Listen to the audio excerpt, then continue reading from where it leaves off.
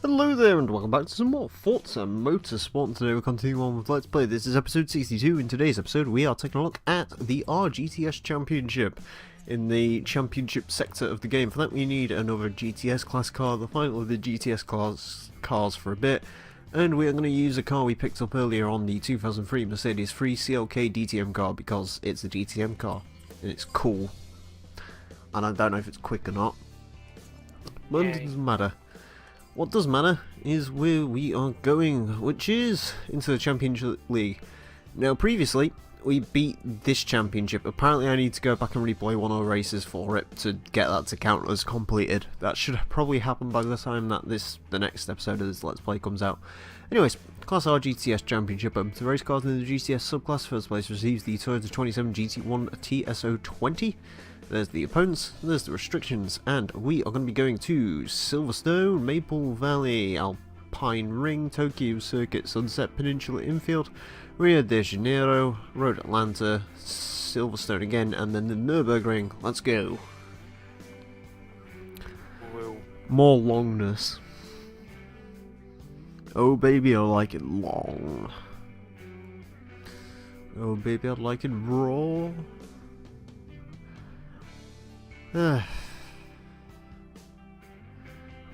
Is that fucking Celine in this one? Mm-hmm. No, it isn't. Or is it? I don't think it is. Might not be. I'm not sure. Hold on, what's the opponent list again? Nope, fastest car's the 550. Oh, cool. There's a Corvette, but I don't know whether I should be worried about that or not. Not really, actually. I don't know how the the DTM car is. It's a lot quicker than that fucking JGTC car, I can tell you that much. Straight away. I also do not want to get into a fight with the ding. You know, it's not even the ding in this game. Oh my god, the brakes. Okay. So I've already found out this car is interesting. Also, is it me or does this car look really low quality? Like, compared to the other cars. It's a bit strange. Probably just you. Like, the way the rear end looks, like all the badging's faded. It's a bit weird. Yeah, well. Can't say it bothers me that much. Oh my god. Fly through there, fly through Compton. So, the DTM cars are big fast. I can confirm that. It's very fast in a straight line, but the braking and cornering's a little bit odd. Looks like a muscle car. Well, the CLK kind of was a muscle car, I guess, depending on what trim you got it in. Mind you, it depends what you class as a muscle car and what you class as a sports car, really, I guess. It's like certain cars blend the fucking lines. I mean, what do you class as a muscle car? Does a muscle car have to be American? There's a question for you. Yeah, it can be Australian too. Does it have to be from a country beginning with A? I'm gonna class the C63 as a muscle car. Yeah, you see, that's the thing. The C63 kind of is a muscle car, when you think about it. Technically, the older BMW I mean, the E92 technically is a muscle car. Because that's a V8. It's V8 rear drive. But then again, does a muscle car have to be a V8? I mean, is the Valiant Charger a muscle car? That's a 6-cylinder, isn't it? Wasn't there another 6-cylinder? It can be innate if you want it to be. Yeah. I mean, yeah, but I mean, would you class the Valiant Charger as a muscle car? Yes. Is there any other 6-cylinder muscle cars? Was the Firebird a muscle car really, or was that more of a sports car? It blends the line. Yeah, because it was kind of... I mean, the Camaro is a muscle car. Or is that... Well, actually, no, because then there's pony cars and shit as well, isn't there? Well, if you want to go with that classification, the Camaro and the Firebird is a pony car. Yeah, isn't the Mustang a pony car as well? What even is... What is the difference between a muscle car and a pony car, anyway? Size, Oh. really. Yeah, but... actually, no, because the Chevelles are bigger than Mustangs, aren't they? Hmm. Chevelles like the big daddy muscle cars, though, isn't it? Like Chevelles, Galaxies. Yep. Was the Charger a big muscle car? Charger is the muscle car, the Challenger was the pony car. Is there even that much difference between a Challenger and a... I've never seen both of them side by side in real life. Is there even a difference, really? Like, size-wise? Not that I could see, actually. I mean, the Challenger looks longer, but I think that's just because it's got a sleeker profile. Because the Charger was sort of more boxy, wasn't it? But then again, I guess it's like here, there's, God, I can't remember what it was. There's like, I remember specifically, there's like one car which is classed as a compact, but it's not a compact in like, or another version of it isn't a compact even though it's like the same size. I think it's, no. I think it's like the Ford Ka Plus or something. That's supposed to be a super mini, even though it's like just as big as a Fiesta now. Yeah, I think that's the one. But yeah, it's weird. I don't understand muscle car stuff. Yeah, I mean, when you think about it, like the E92 is a muscle car. The what else is there? You. 63, probably some N5s if you really want to go there. I mean, hell, fucking, you could even maybe say the M6, the V10. Because that thing was rear-wheel drive and power.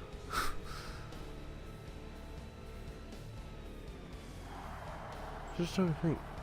The supercharged Jags as well. They're definitely fucking... I don't know, I definitely wouldn't class like the fucking Jaguar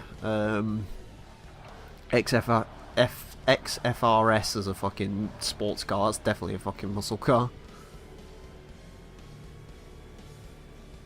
So I just noticed, holy shit, that Ferrari flies. Like, me and him aren't that much different in a straight line, but fucking out the corners he can just fucking go. It's crazy. Although I think I'm catching him slightly. I mean, I classify a muscle car as really big, can't turn, and has over 500 horsepower. That sums up quite a lot of modern, modern German cars, to be honest with you. Is can't turn, mind you, can't turn to quite. What does that make the? Actually, the GT350R is more of a sports car now, though, isn't it? It's more of a sports car now, but it's still like a pony car-esque thing. Like the Mustang isn't really a muscle car anymore per se, because it's sort of. Wasn't even a muscle car to begin with, Well, yeah, pony car, but. to be honest. Well, I mean, it depends what Mustang you get, because like some of them are quite powerful. Your Shelby Mustangs were muscle cars. Your GT500s and so on and so forth. And then, Really? Yeah, fuck it. What? If I just take this line, isn't it quicker? Huh? muscle car classification is really weird. Yeah. And I mean, if you... Especially when you get to the modern day. There's the thing, if you don't understand it, then it must be weird. I Considering... mean, you could understand in the 60s. It's just once you get to like 2000, and it just gets weird. You can't really classify as anything anymore. Well, I'd say even starting during the 70s it was getting a bit weird when you consider like muscle cars weren't really muscle cars anymore. Like, as much as I know you'll love it, it's hard to really call the Mustang 2 King Cobra a muscle car. More of like an economy car, isn't it? It just so happens to have a V8. It started as an economy car. Well, yeah, because it was a Pinto. Yeah.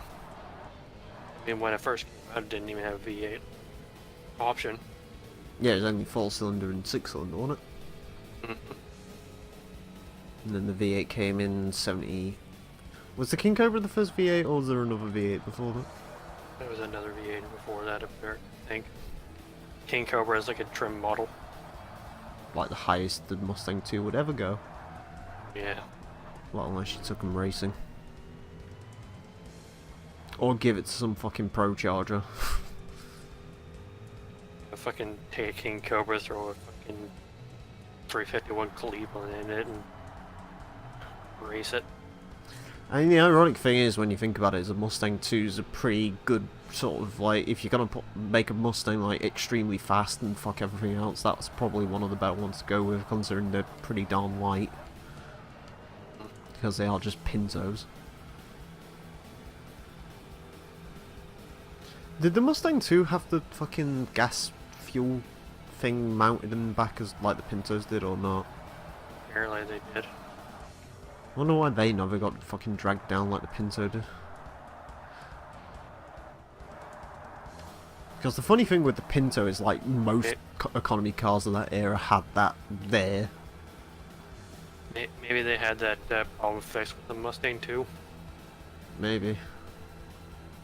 Because I think the was like a $20 part they had to put in for it not to explode. It was $11, I think. And Ford outweighed the case between, like, just paying off fucking legal costs. Also, dick move, but needed to be done. I have no idea what's quicker between me and that Ferrari, gotta be honest. All I know is I have a real big issue now. I was kind of using that Ferrari as my breaking point. Also, I have no turning because the car collision in this game's stupid. I always forget about that. Fucking, I tried to go for, like, a intimidation tackle on the cars and it just doesn't work in this game. Because as soon as you fucking lock together with a car, apparently you lose all steering for some ungodly reason. I think this Zonda's quite easy to catch though. I think the Zonda was only sticking with me because I was chasing after the Ferrari. Because for whatever reason, apparently I'm slower when I'm chasing a car in this game than when I'm actually having a race with a car. It's very strange. I'm gonna get this fucking Zonda on the braking zone. I'll try to. Or maybe not.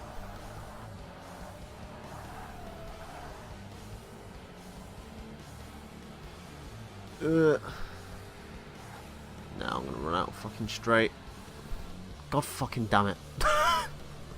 Oh well. I'll take a second. Doesn't really matter. The car I'm worried about was that Ferrari getting points, and that Ferrari's got no points at the moment, so... It's only the first race, it's not like you have to go through the whole thing now. Well, I think I'll do like, better lose on, here. Unless you like lose at like Nürburgring or something. I don't think I'll lose at Nürburgring. Because the air is slow at Nürburgring, that's the issue. Well, that's the positive thing. The issue is the short Silverstone's really weird. Like the AI is very quick at short Nürburgring, at the short Silverstone. I hope that fucking Discord message tone doesn't show up on the fucking recording.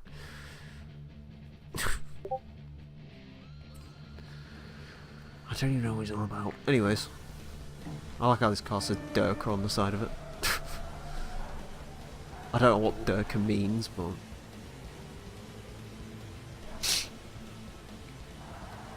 Yeah, the AI is just weird because like like Blue Mountains they're quick at, and then like it's weird, right? Because it's like Nürburgring the AI is slow at, they're quick at Silverstone too, and then they're like Tokyo and New York, their AI just sort of breaks, and they're never quite sure what to do.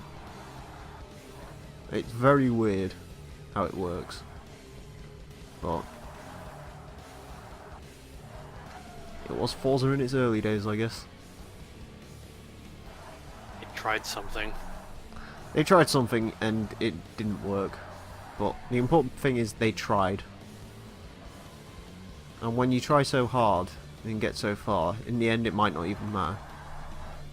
In the end, you just get hit by a double base. Exactly. You might have to fall to lose it all, but in the end, it doesn't even matter. One thing, I don't know why, it doesn't even matter how hard I try. Keep that in mind. I don't even like Linkin Park.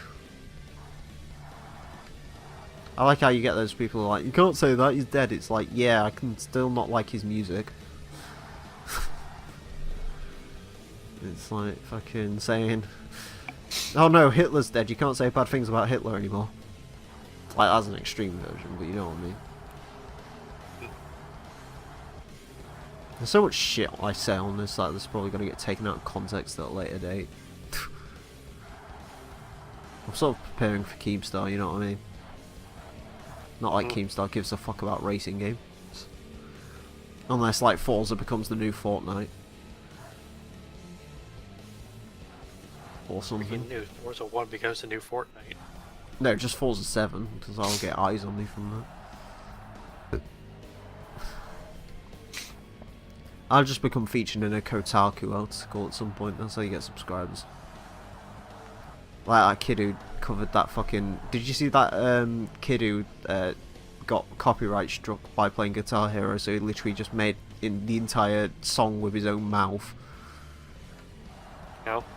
Fucking, he got muted by Ozzy Osbourne's Bark at the Moon. So he went on and he just like sat there for 3.5 minutes just going ba-da-da-da-down, ba-da-da-da-down, ba-da-da-da-down, ba-da-da-da-down, ba-da-da-da-down, ba-da-bam bam, ba-da-bam bam, ba-da-bam bam, however that song goes. Bam, ba-da-bam, I can't do... The problem is with that song, like, you can't really do it without like listening to it. I know the song, I can hear it in my head right now, I just don't know how the beat goes, or like how I could contextualize the beat. Maybe they'll just go fucking Van Canto the whole thing. Yeah. You know fucking Bark at the Moon anyway. It's from Vice Really? City. Bark at I the don't even- Moon. I didn't even play Vice City. You fucking what? I haven't played Vice City. I played San Andreas and GTA 4. You should go play Oh, yeah. Vice City right fucking now. I'll gift you it on Steam next time it's on sale. You need to play that shit. Vice City's like the best fucking one. Do you know why? Why? Because the radio stations are orgasmic. There's just so... The thing is, San Andreas is a great game and all, and GTA 4 is great as well, but Vice City just has a charm to it. Because it's fucking 80s, and the story's pretty good. Because it's basically Scarface. But like, inverse Scarface. And the story's games are pretty good as well. I will say, if you like Vice City though, I'd say give GTA 3 a try. It's not great, but, well, it's great, of course, but it's not like... If you play it nowadays, it's like the weakest one, basically. Because Has it held GTA... up as well? Vice City did actually age fairly well, GTA 3 sort of didn't. Especially if you play it on PS2. Because the aiming system of that game is just broken. But... I mean, my issue with GTA 5 is it just has no fucking charm to it. And GTA 4, like, sort of started that. Like, GTA 4 was a bit thingy as well. But, like, Vice City and San Andreas and everything, like, they have their, like, special charms to them. but GTA 5 just sort of was just like, okay, we just blew a lot of money on this. How much did you play at San Andreas, actually, out of curiosity? A lot. Yeah, you totally need to play Vice City. Vice City is tits. Then again, my god, that music.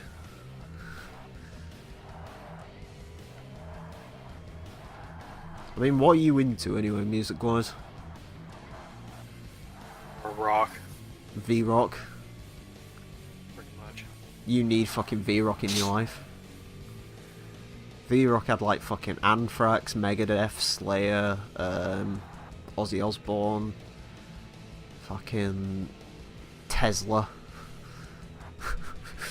It had fucking one of the Yeah, let's just throw a fucking Model S in there. had fucking Van Halen song in there, that was great. Oh, like one of the fucking David Lee Roth, that was it. Fucking that song where the guy speaks to his own guitar. It's great. It's fucking great. Oh man. Then you had like Vice City Stories where V-Rock like was still pretty cool. Because for some reason GTA 3 and Liberty City Stories they didn't really bother to license music for particularly.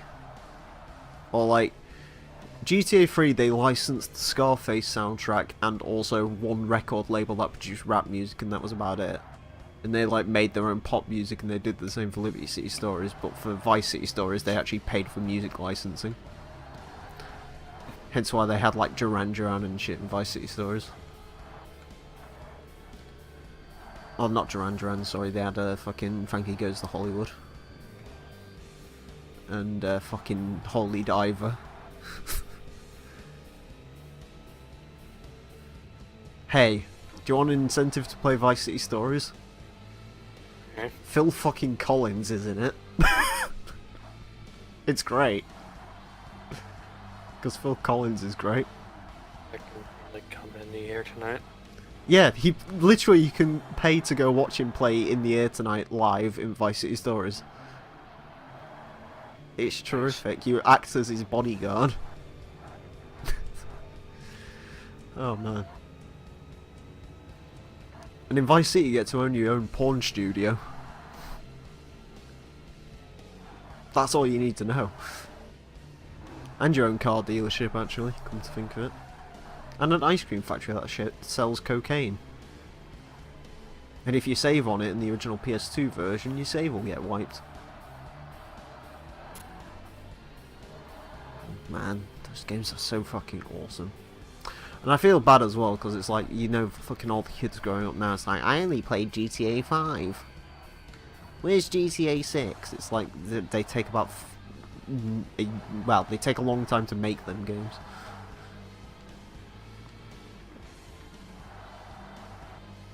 It pisses me off a bit though, because you know, like Rockstar, they're like, oh, we've got Max Payne 3 in 2011 and all that. Like, they released loads of games, and then between GTA 5 and Red Dead 2, they've literally released nothing because they've just been fucking sucking GTA Online dry. Like, providing loads of content for it because of the microtransactions. It's sort of a bit... I don't even know if it's Rockstar's fault. I bet you anyway it's more Take-Two than anything, but... still. Because Take-Two are fucking wankers. I think Take-Two were going to sell themselves to Disney, I think, or something. Like, I can't remember who Take-Two... oh, Warner Brothers, because they wanted to make movies. But I don't think that actually came to be a thing they did. And it turns out this car isn't too bad, actually, if you couldn't tell. Hence why I'm winning. I guess it's okay. It's... I don't know. I don't think it's the best... I still think the Celine's like the most fucking overpowered car in this class, but... like, it's probably the Celine and the 550, right? They're like the cars of this class, but... Celine, the 550, and the Zonda. The Zonda's not really doing too well in this, though. Like, I can keep up with the Zonda in a if you- straight line. I don't know what it's like handling-wise. I mean, if you drive this on, it's not bad. I might actually no, I can't use it for that fucking championship I need to go back and complete, can I? Because it's an Asian championship. Yeah, I mean, both the Zonda and the Ferrari are pretty decent. Like, the Ferrari was a good all-rounder, Yeah, and the Zonda I can and the imagine. fucking neither of them hold a candle to the Celine. Yeah, the Celine's ridiculous. But then again, I can't remember what car it was. Something's overpowered in GT class, isn't it? Like, insanely. I can't remember what car it was, though. What did we race? Tiger Racing Mustang, and there's another one in that class. I can't remember what it is. That's, like, ridiculously powerful. All I remember is the Cadillac. Yeah, the Cadillac's good. I think there's something else, though. We use the Cadillac, so that's alright. Nope, thanks for disrupting me there. Oh, and then there's this poor Audi TT sat at the back. The other DTM car in this game. Mind you, the Astra is a DTM car as well, isn't it? I'm assuming, anyway. Looks like one. It looks like one, and I think Ding was back in GT3, so if Ding was one of them, and Ding's basically the same as that, just older and better looking.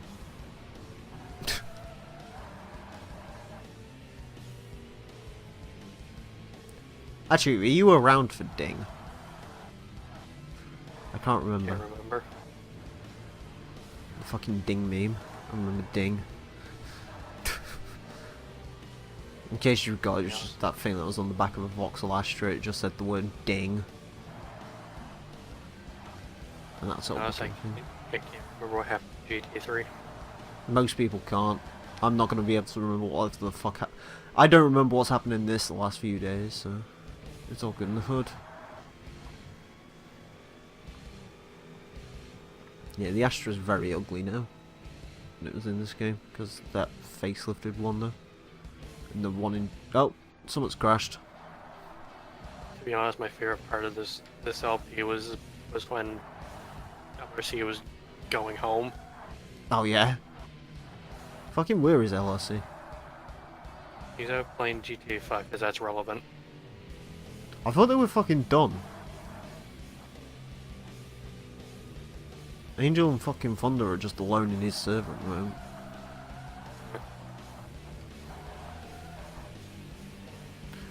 Oh well. Well, him and LRC are in Angel server. What, just him and LRC? Well, Angel's in there, but he's dead. Yeah. Fucking fuck's sake. Come record stuff, stop being gay.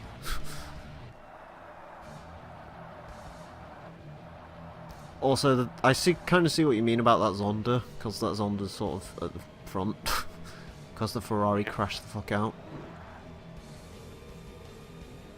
But then again, like, the CLK DTM's keeping up. I have a sneaking suspicion the CLK DTM might be like one of the quickest straight line speed cars, but the handling's a bit wonky on this car. Like, through the corners it likes to let go a bit. As a boat. Well, it's quite heavy, but also it's the most... I think it's the most powerful car I've ever been in this class. It's 600 horsepower, and like 600 foot-pound of torque or something, so... I don't know how much power head this Celine has. I think the Celine has like the same as the road car, doesn't it? Like 550. But then again, the Celine will be lighter, won't it? Because this thing weighs like 3,200 pounds, which is pretty large for a race car. Imagine, how much does a stock Celine weigh? Like 2.9, 3 maybe? Trying to think. I don't really know much about the Celine S7 in general, other than that they built turbo versions of them now, which have all power. Because all power is good power.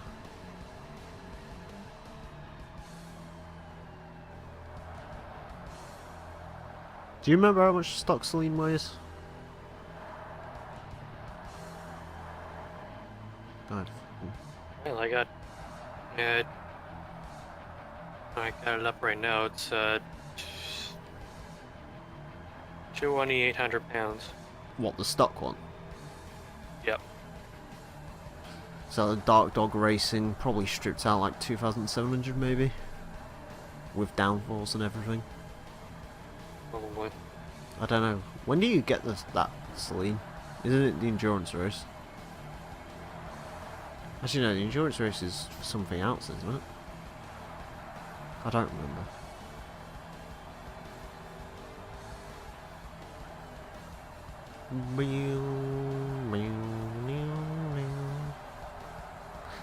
Listen to the generic rock music as it slowly takes over your brain.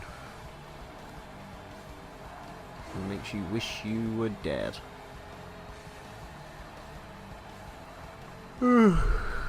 Jesus.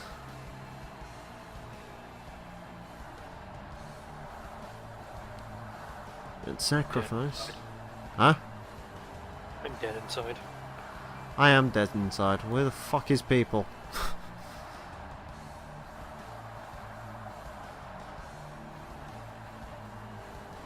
Are they both playing GTA 5 or? They used to say they were playing GTA 5, but now it doesn't anymore. Test drive streaming VR chat. I guess they're gonna do that. I guess Thunder's gonna do that now. Maybe LRC will come over here, hopefully. Unless they've like fucking worn him out with GTA.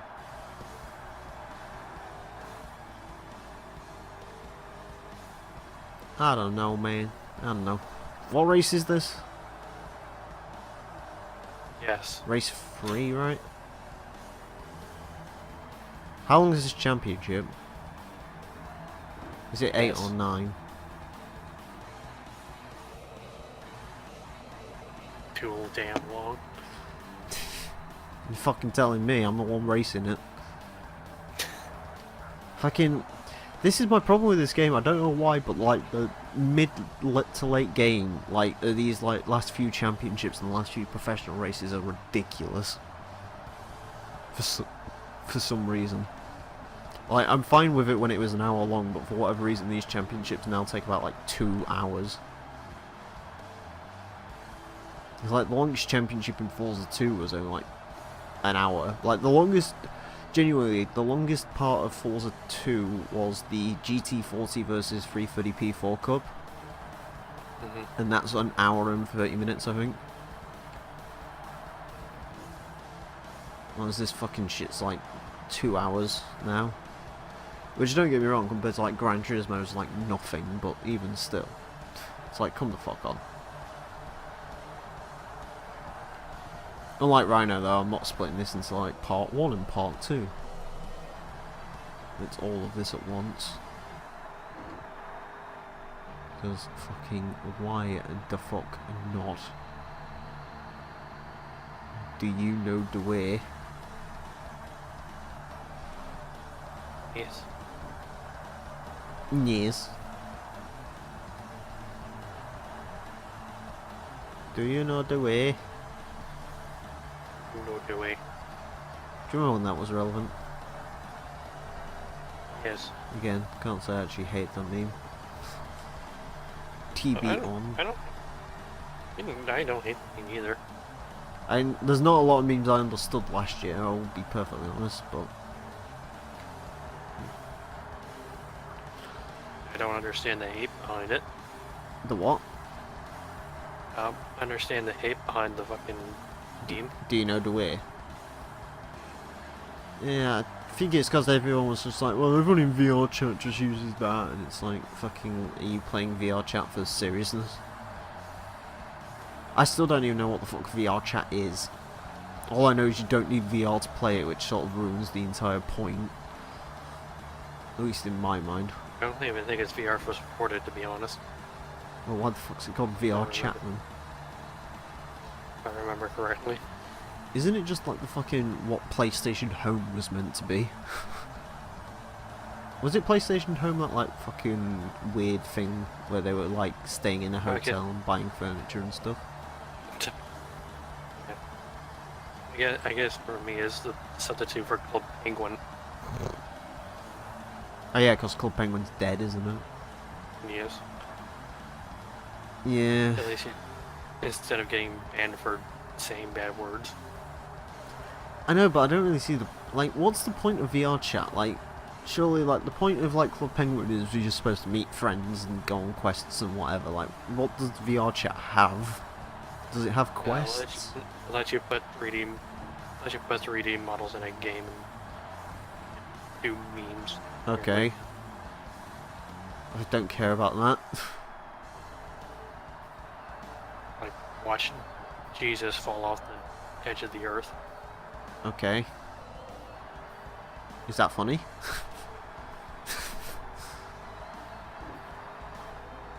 I'm fairly certain these cars are just literally making tyre noise at this point.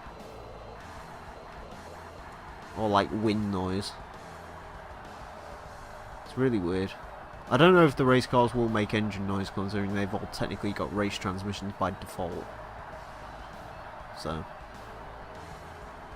Who fucking knows? Who fucking cares?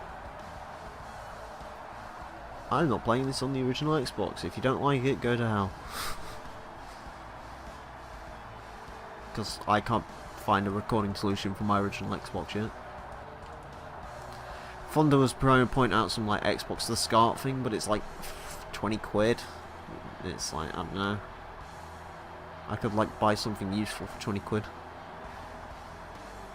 Like a t-shirt. I bought a t-shirt the other day actually. I bought my first t-shirt from Pro Wrestling Tees because they've got a discount on, or had a discount. What day is it? Thursday. They don't have a discount anymore.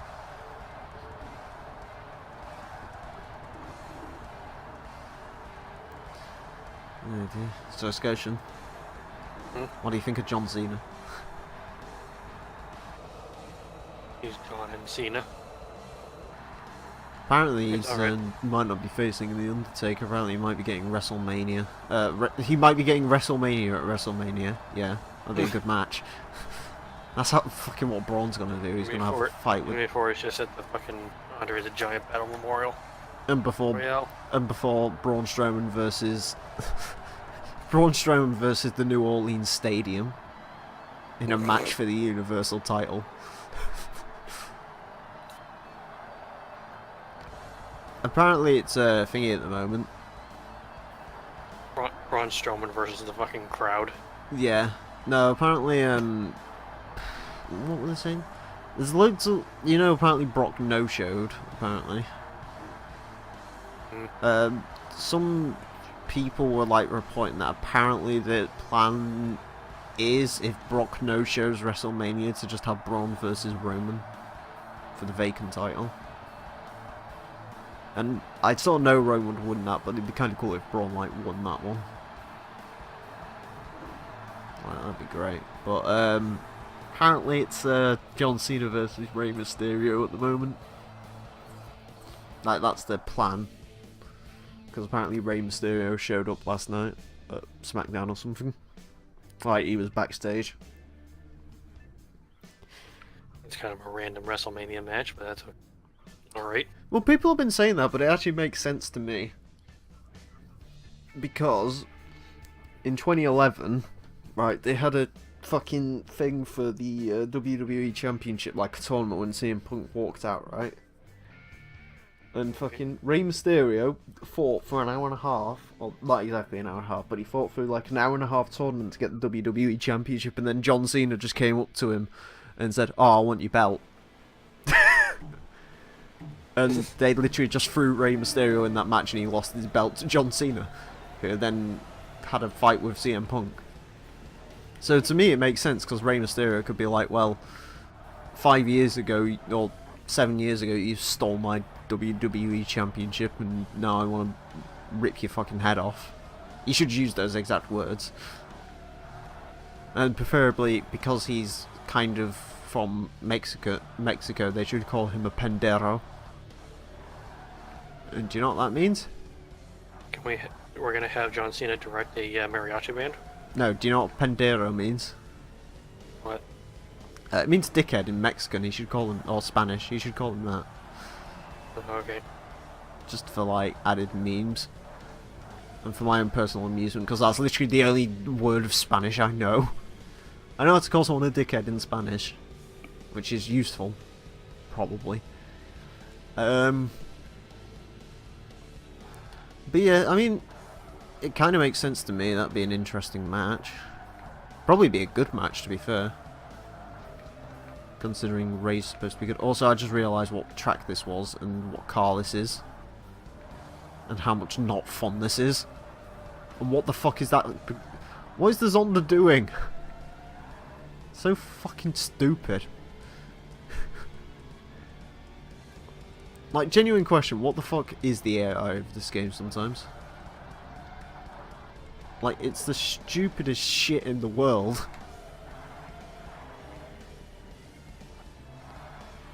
Yes. Fucking Zondas. Ferrari's fucking gone. Then again, I won the last 2 races, didn't I? Oh shit. Yes, you did. I didn't realise that was... Oh wait! Oh, that's awesome. Have you seen that? What? Fucking look at where the exhausts are on this car. Or the fuel tanks even. They're like in the window.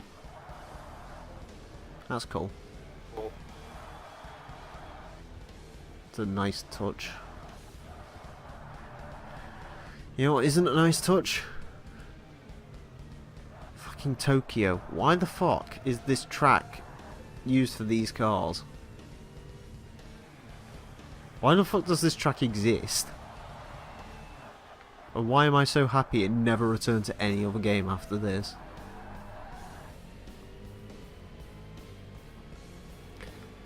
I don't know if you get this. Is it me who only feels like Forza 1 almost feels like a standalone game? Huh? Like, Forza 1, like, it had, like, loads of, like, weird cars on the car list and, like, a bunch of weird tracks that would, like, never show up again. It always feels like a separate game, because Forza 2, like, it really, you can feel like that's where Forza was going, if you know what I mean. Like, a lot of the content from Forza 2 made it into, like, the next games, but for whatever reason, like, Forza 1's content, for the most part, just sort of died a death. Like, all the DTM cars died, and most of the Super GT cars died. But then again, a lot of cars sort of died from Forza 2 to 3 to 4, so... Forza 3 has a lot of cars that weren't in Forza 4, ironically enough. Like, that game has a road-going 911 GT1, which we wouldn't see again for a while. And like them weird Forza Edition cars. Where like literally the only one that would show up was a 500 horsepower Genesis Coupe. That was like R-Class for some fucking reason. Hey bro, where's Silly Car Showdown for Forza 4? It's the best Forza game. Ugh.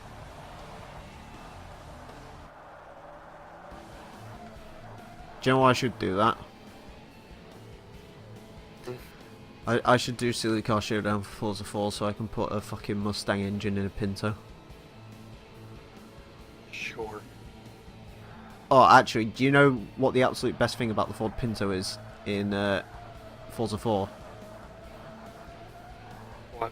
It qualifies for the V8 muscle car race. Is Despite not being a V8 or a muscle car, technically. I mean, fucking the Vega is classified as a muscle car in Forza Horizon 3, so What, the Vega GT? yeah. Wow. Isn't that thing like... That thing couldn't be like less of a muscle car if it tried. It was a Cosworth version of it. Sucked. Why didn't they put the Cosworth version of it in the game? Or is it because, like, literally the only Vega they could find anymore was, like, a Vega GT? Because the rest of them had been, like, fucking trashed. Probably. Forza needs a fucking Pinto again, man. In fact, do you know what they need? They need the Pinto, and then they need to add the fucking Vauxhall Chevette GTI, or whatever it was called. You just put in the fucking Chevrolet Chevette. No, we want the Vauxhall Chevette. It was quicker. And it had a weird grille. But it's literally the same car. Also, Chevrolet Chevelle's too... Chevrolet Chevelle. Yeah, let's have another one of them, except not. Oh, we should add a 1987 El Camino. So that fucking weird guy can get a Rex over it. Because, oh, it's my real car. Did I tell you I owned an El Camino? But Scotian, did I tell you I owned an El Camino? No. What kind of El Camino do you have? 1982. So the shit one. No, the best car in the world is El Camino. It's like a car and a truck. What did he say? You heard like some of the stupid shit he said about it. I don't even pay attention to him. Fucking he's just like, oh, the El Camino is the best first car. Like, really? Yeah, why not give a fucking teenager an underpowered fucking muscle truck that you can't see out of? Good idea. Top fucking banter. What's next? Q hates him, it's great. I don't like him either. I think he's a prick. I don't know why he's still in the fucking server.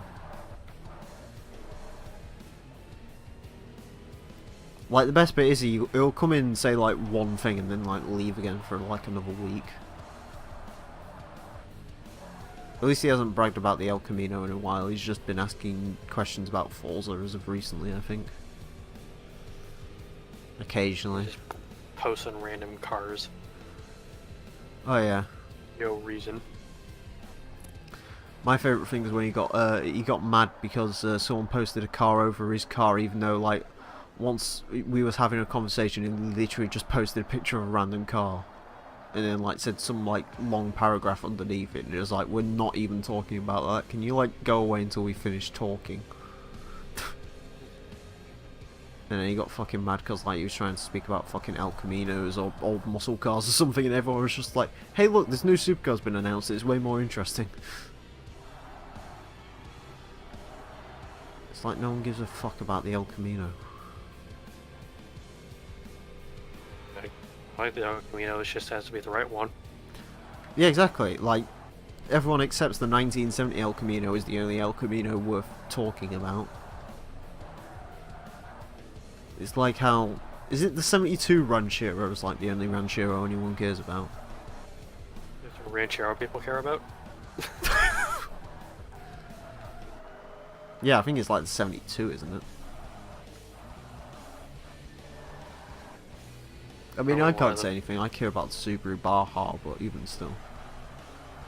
Probably one of the Ranchero bodied ones. Hmm. Like, I only seen like one in my whole life. What, Ranchero? Yes. Well, it was sort of a stupid idea anyway, bring the fucking Ute to America. It's like, fucking Australians don't even use Utes as Utes, I don't think. What the fuck are you doing? Said Ferrari doesn't like you. I don't fucking know what the fuck... Oh, well, he's died anyway now.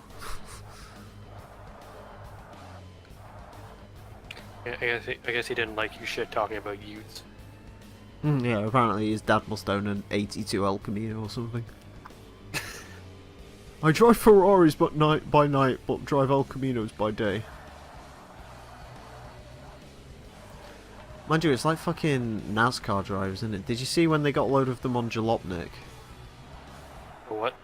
They got a load of NASCAR drivers on Jalopnik, and they're just like, oh, well, what sort of cars do you drive? And literally, basically their answers was whatever the sponsors give us.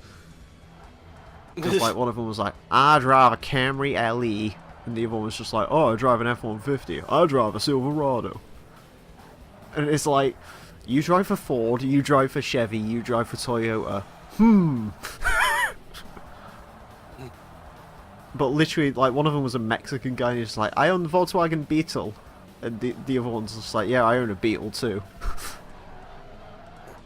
And they're like the most boring guys in the world. They're like, well, I don't see the point of driving a fast car in real life because we go fast on the track.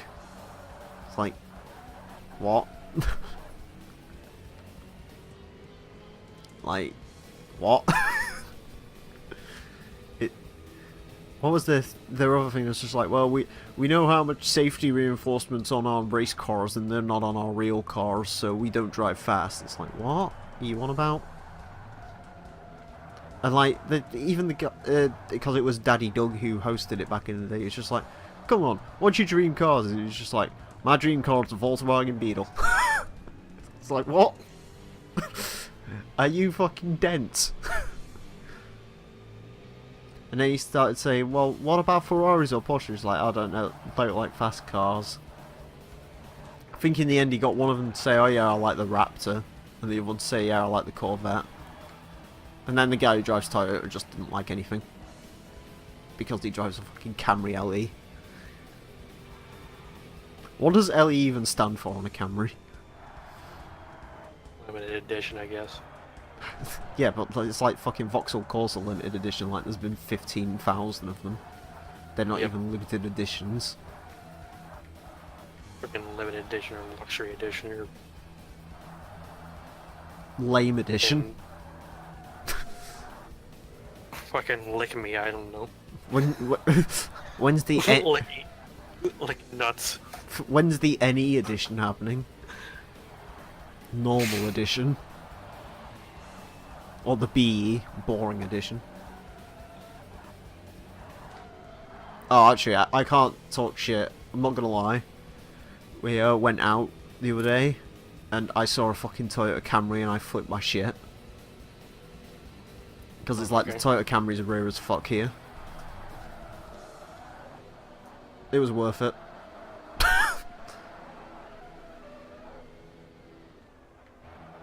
See, do you see what I've done there?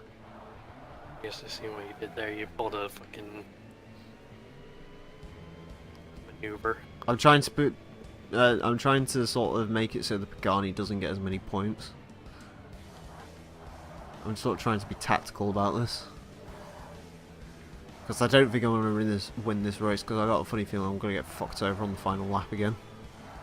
Because it's Tokyo. And Tokyo is Lee cunt.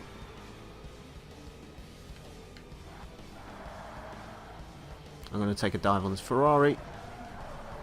I wasn't thinking about that much of a dive, but I mean, you know, swings and roundabouts.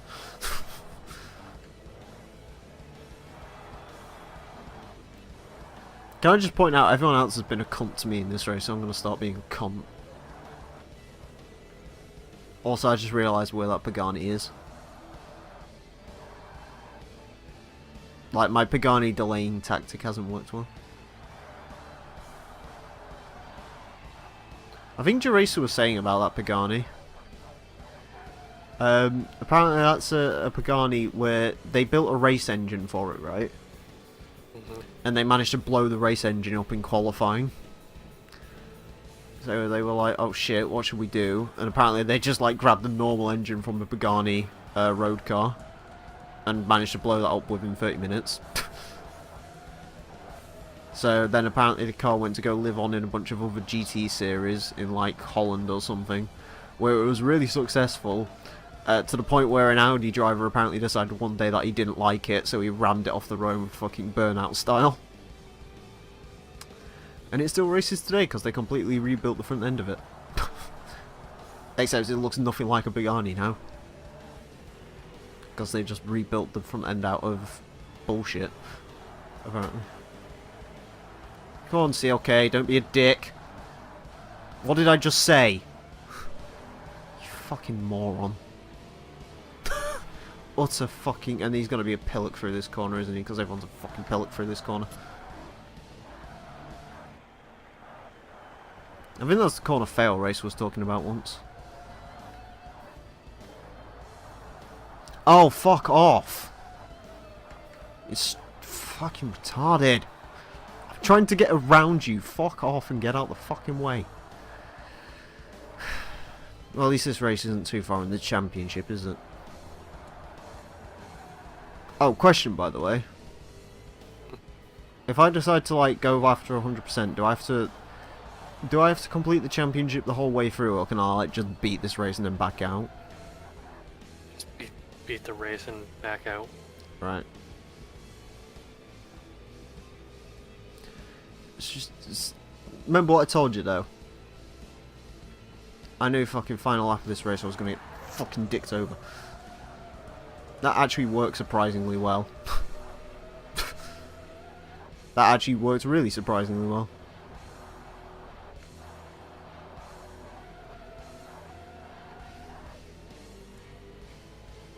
Right, I need to hope these guys have an issue through this corner. And it looks like they might have done.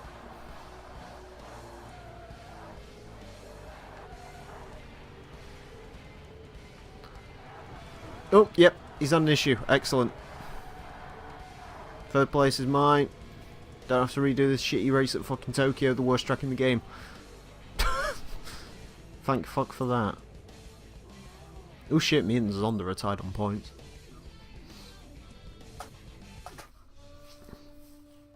I think I need to go into Zonda killing mode, Scotian. Okay. I think I need to initiate the dick.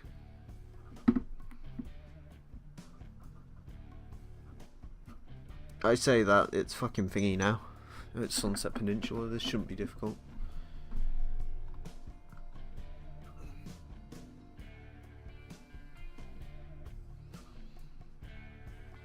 Fucking god fucking damn it.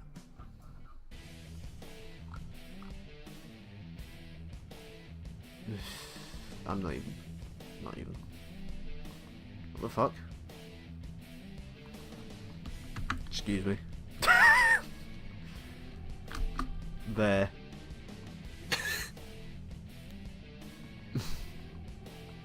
Alright, let's go.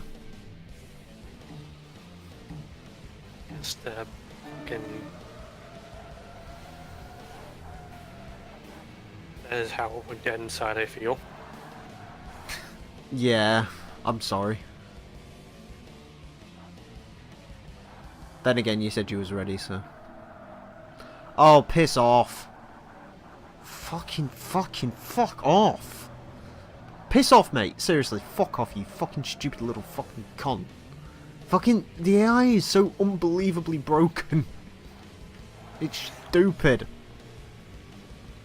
They're fine in lower class cars, but when it comes to these fucking cars, they don't have a clue what they're fucking doing.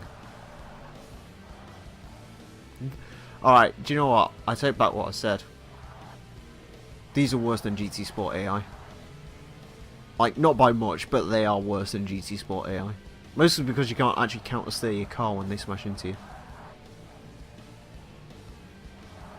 Although, speaking of smashing into you, you know what's in front of me? Zonda. You know what's about to get the dick? You. I say, yeah, exactly, I say that. Fucking, I can't give anything the dick, because I always end up getting the dick back. The problem with this game, Scotian, I can't be a dick to someone. They can only be a dick to me because their positioning doesn't matter. I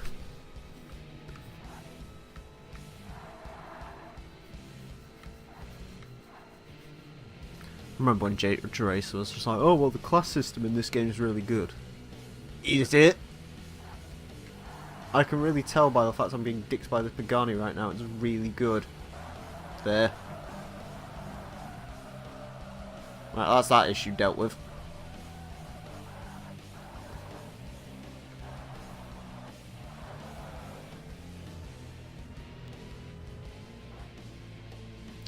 I say that's that issue dealt with.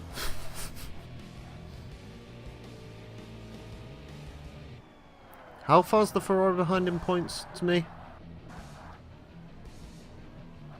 Do you remember or not? I don't remember anything.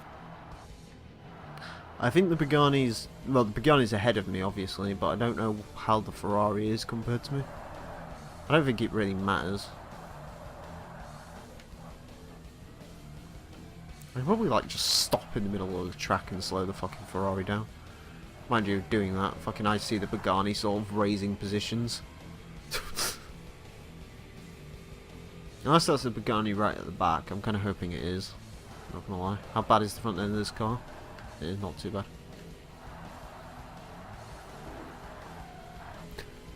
I will say there's one advantage to this race. I'm quick and I know what I'm doing around sunset. Well, other than that one corner that apparently I can't brake at tonight. For whatever reason. Look how much quicker the Ferrari is. And he's gonna fuck up. You see, that's why I'm quick around sunset, because I'm not like these fucking idiots. I can actually figure out that last corner, or the first corner. Although I've put this into first gear, that's not so good, because this car did not respond well to first gear. And by not respond well, I mean it sort of sits there and just goes, ugh.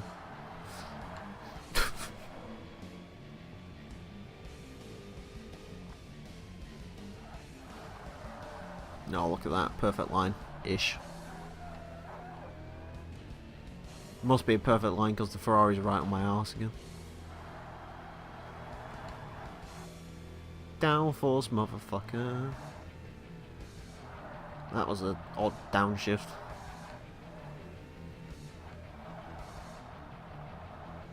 I would ask you what's happening on SmackDown, but it's Wednesday.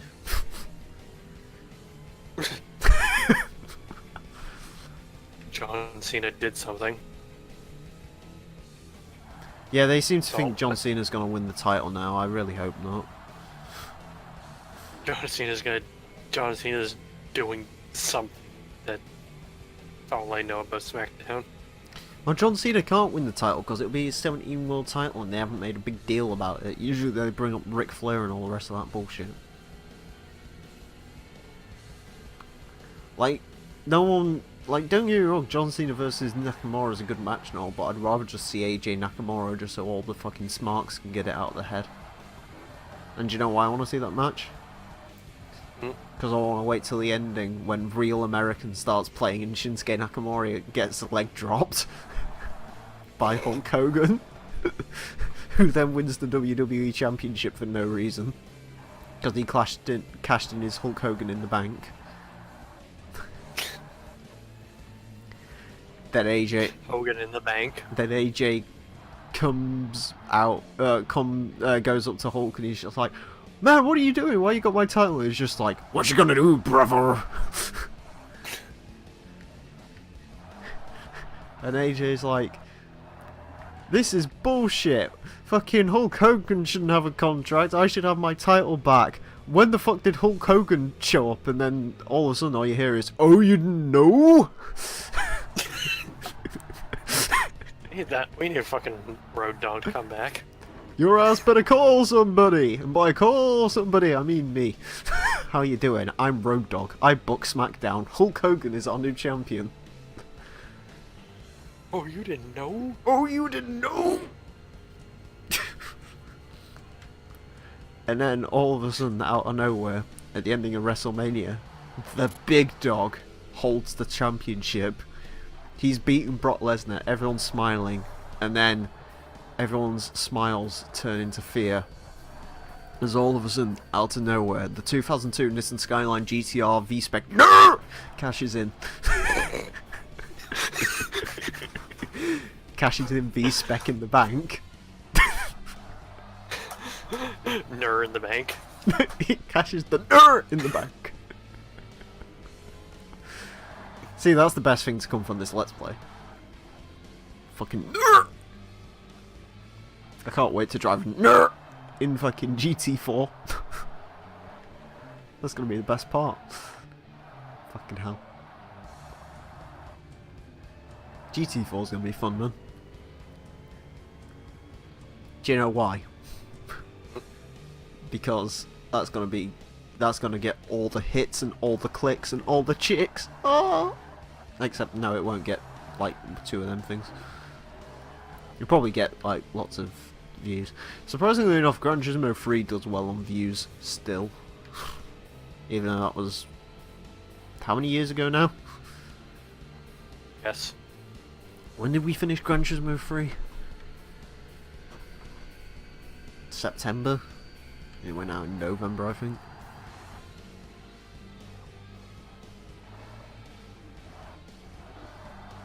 Yeah. Are you excited for London Racer 2, Scotian? No. Are you not coming for London Racer 2? No. No? Are you coming for when I drive the only Pontiac in GT2? Or GT4 worth talking about? Which one is that? The Pontiac Vibe. Oh boy, a fucking Toyota Corolla. It's a GT. Oh, I could drive the Toyota version of it. Which, by the way, is the greatest car ever. Do you know why? VTEC? No. You know where the Pontiac logo is supposed to go?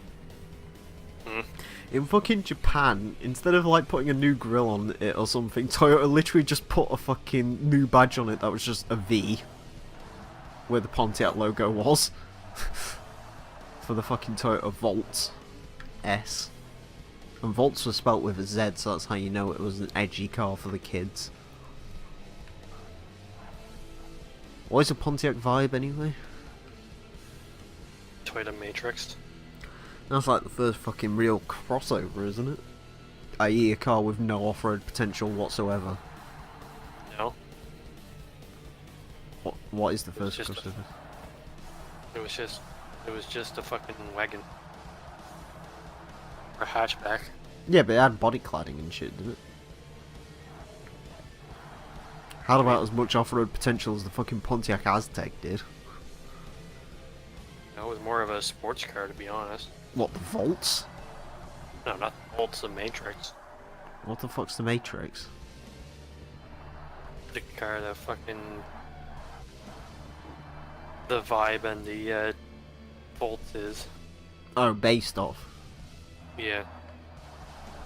What's a Matrix look like? Corolla. What's a Corolla?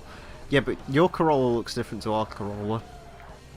Like, our Corolla was a hatchback. And edgy. We had a Matrix. And your Corolla was like... a Corolla. It was just a four-door saloon. Which is an okay vehicle. Toyota Corolla, the official car of consensual sex.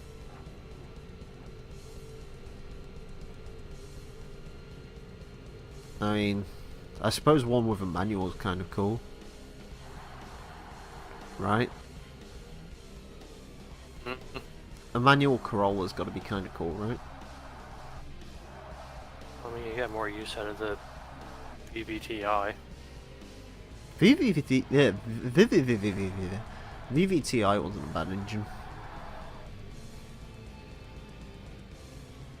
Even that fucking 1. I think you can still buy a Corolla with that fucking like 1.8 from like the 90s. It's insane. Do you know? I don't know if they still do this. Do you know you could still get a Corolla with a 4-speed auto? That's how old that engine was.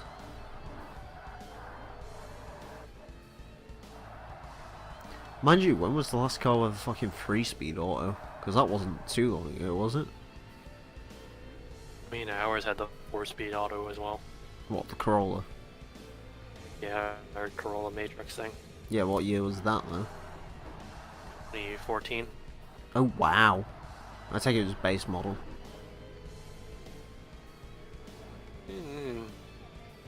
It was all-wheel drive, so I had to have the automatic. There's an all-wheel drive Corolla? What? All-wheel drive Matrix, Oh. which is pretty much the Corolla hatchback. Posted a picture of it in the... Oh, you've posted a picture of it, have you? Yeah. Oh. That's a weird looking thing. It looks like our Corolla, but with like more growths on it. It's a weird looking car, that. Also, I should have paid attention to the championship rankings, but never mind. I can't even remember what race this is. I know we do Silverstone twice. That's all I remember. Hopefully close to the end. You think? I hope. I think this is like race number 5. right? What's there been? Silverstone, Alpine... What the fuck? Okay. Anyways. Silverstone... I like how all these races literally start with me saying, what the fuck? Because that's literally what the start of the racing series is. It's just, what the fuck is going to go wrong this time? Also, it's Rio, so I need to do myself a favour and get in front of every single car before this chicane comes up. Otherwise, I'm going to have a bad mood. Like that. Yeah, that's good enough. That... Oh, there we go. I was about to say that ended surprisingly well, but there we go. There we fucking go. Excellent. Thanks, Forza 1. That ended about how I expected it to. Jesus Christ. Scotian, why do you like this game? So I haven't played it in fucking... since I got Forza Horizon 3. Everything ends in a shit show. Every single time. Without fail, something ends in a shit show.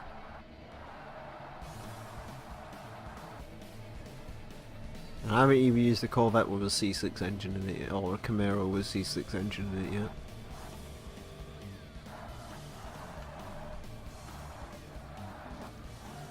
Actually, there's something interesting for you. Hmm? I've only done one engine swap in this game so far, technically. I can't even remember if I followed through with that. I think I swapped a Skyline engine into a Datsun at some point. That's about it.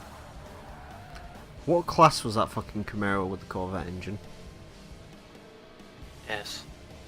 What was the, like... If I don't put tyres on it or anything, what happens? Death.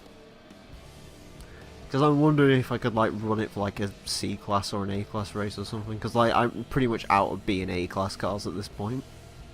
I think I go straight to S anyway. It'd go straight to S. Pretty much. Surprisingly. I wouldn't recommend not having tires on it. Well, not any tyres, but, like, It is. maybe not, like, race tyres. Also, that was a stupid fucking it's idea. I mean, it's not the easiest control with race tires on it as it is. Yeah. Fucking most of the endurance races are probably just going to result in me using like stupidly tuned cars anyways, because like I said, I'm literally out of S-class cars, or I think I'm out of A, B, and S-class cars to use. Hence why I use the fucking actually no, I've got the fucking ME412 for S-class, never mind. Because I don't... Stupid car never live. Yeah, I don't think I've ever used an ME412 in a Forza game before, so... that can be a thing. Because I used the Speed 12 while I was battling with fucking AIDS during Forza 2. Those episodes where my voice completely died. Do you know that was really fun? Fucking... When I was halfway through the Forza 2 Let's Play, my voice box literally gave up. Like, it literally happened on stream, it was great. Like, I started where it was just like, oh, I'm not feeling particularly well today, my voice might go, and then, like, by the end of it, I was, like, fucking got the squeakiest, croakiest fucking voice in the world. And that genuinely lasted for about a week, and the worst bit is I had to go and start a new job, like, while that was going on. And there's this pretty fit lass who was kind of into me, so I was sort of, like, trying to fucking cover up the fact that I have no voice. So, like, bear in mind it was at a fucking bar where you have to, like, shout things, so I was sort of trying to keep quiet, because if I had to, like, fucking speak for more than, like, 2 seconds, you'd hear the fact that I've got, like, literally no fucking voice, and it's just squeaking all over the fucking place. It's great. I only stayed in that place for 2 days, though, so it doesn't really matter. That's the story of my fucking life and women, though, so, you know. It works. All the ones I have to stay around with long-term hate me, all the ones that stay around short-term I can't really work out. Don't you just love being alone with me, Scotian? You scare me sometimes. I can vent all my life's issues to you. Could not give a single fuck. Oh, that's a shame. You're supposed to be brotherly here. So tell me about your sex life. Non-existent. I'll go full fucking Tommy Wiseau on you. Doesn't he do that in like one of the scenes in that film?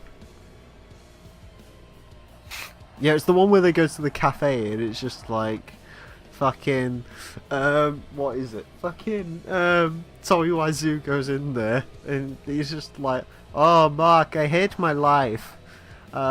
Anyways, how's your sex life?"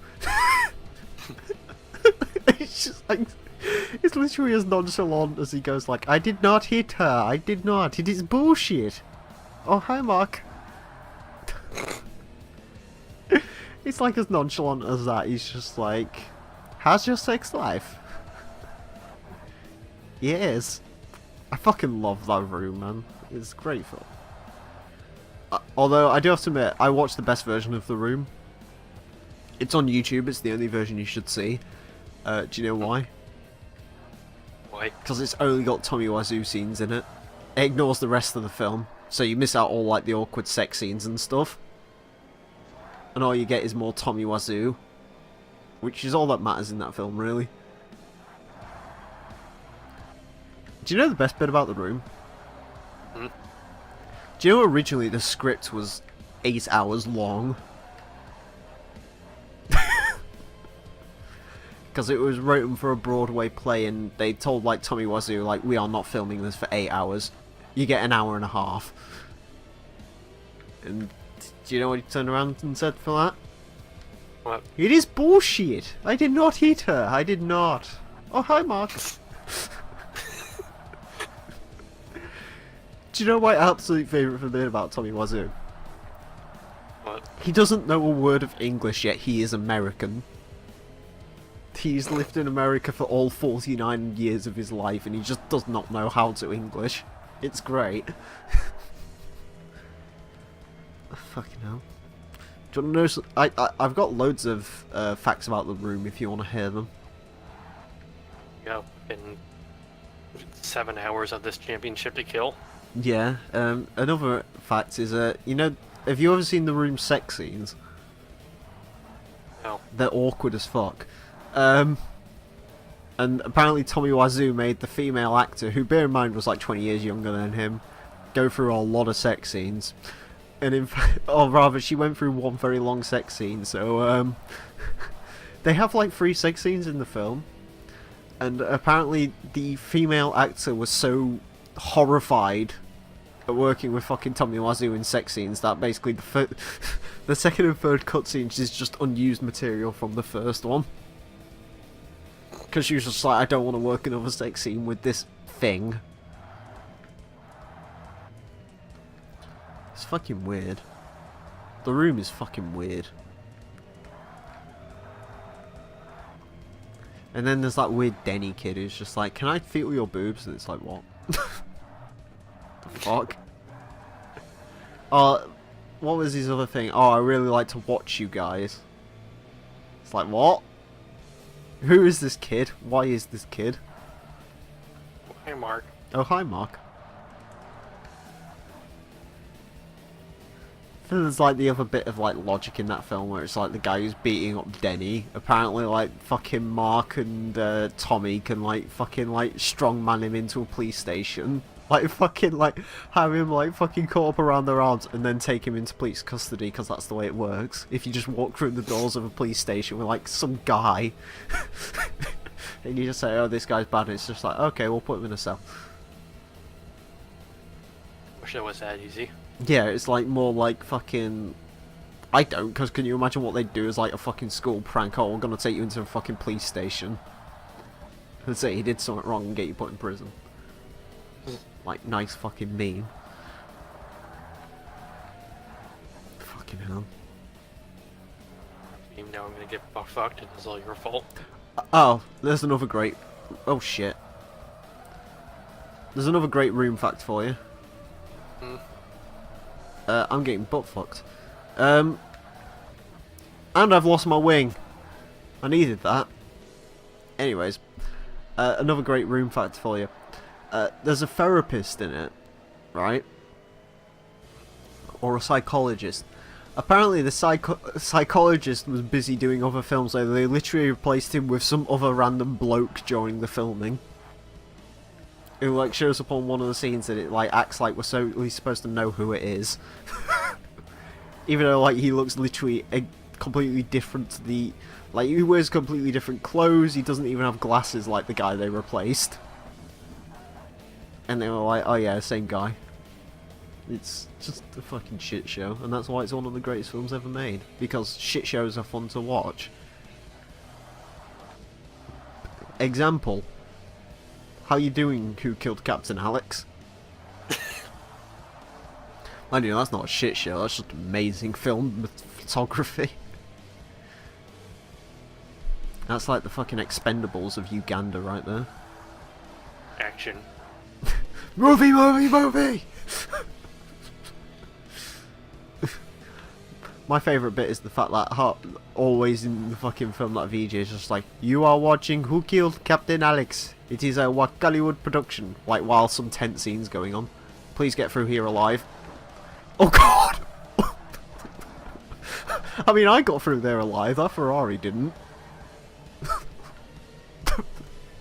Holy shit. I'm really sorry to that Ferrari. I've like butt fucked that fucking Ferrari the entire way through this race, and this Pagani in front of me has like been completely fine. Should change that. To be fair, I was trying to get through there in one piece, and I almost did. But also, I think the wing coming up, I don't know if it's just like a placebo effect, but I actually feel like the wing coming off the car has actually had an effect on the way it drives.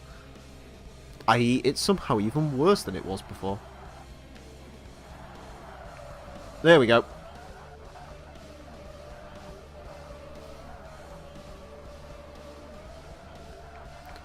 Well, I fucked up the Pagani's day at the expense of everything else.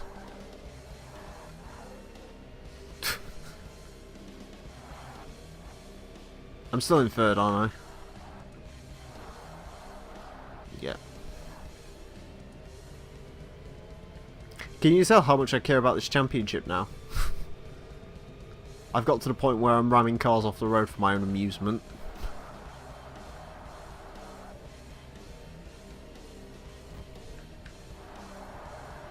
Oh shit. Oh, won't you please understeer? Right. Where are we? We're winning, Scotian. Yay. I think fucking that Pagani up actually helped me there, not gonna lie. Because it's allowed the Ferrari to catch up a bit.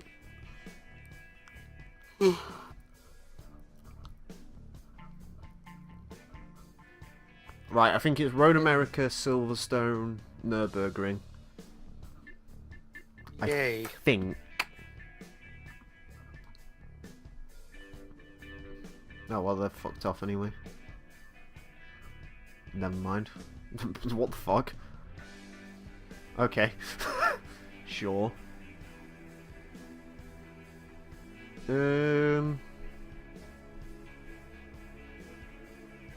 Blah blah blah blah blah.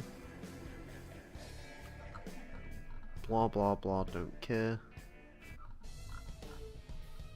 I don't know why fucking he doesn't just buy a new fucking Volkswagen, but there you go. Or a different car. Yeah, tell me about it.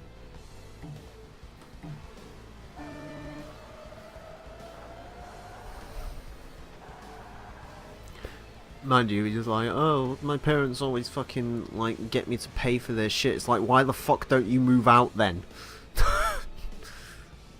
Here's a fucking idea. You know what I mean? Fucking hell. Mind you, from what I gather, not a lot of people's parents actually like them. It makes me feel quite fortunate. Not gonna lie. Because it's fucking... I don't understand it, but there you go. Like, there's fucking this girl at work who was telling me about some of the shit her fucking mother does, and it's like, holy shit. How the fuck was she allowed to have kids? It's weird. Like, she apparently basically fucking... Bear in mind her daughter's like some shy girl. And she apparently tried to get her to go out constantly and do partying and shit. It's like, what the fuck? It's like, you've had a ginger child, like, come on.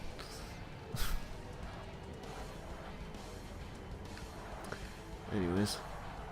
Pagani! I almost called it a Huayra. It's not a Huayra. Do you know why it's not a Huayra? Because it doesn't have really weird active downforce. It's not ugly as sin. I really don't like the way the Huayra looks, I've got to be honest. Did that Ferrari just kill itself? Yep. You don't need to kill the Ferrari, it just does it for you. Oh, the Ferrari... The Pagani's actually quite a good driver, from what I can gather. The Ferrari is fucking horrid. And the fucking my fellow CLK DTM driver's just not very good either. I'm surprised the Corvette isn't the most overpowered car in this class, not gonna lie. Because it's fucking... its gears are long as shit. It's what's shit? The gears on it are long as shit.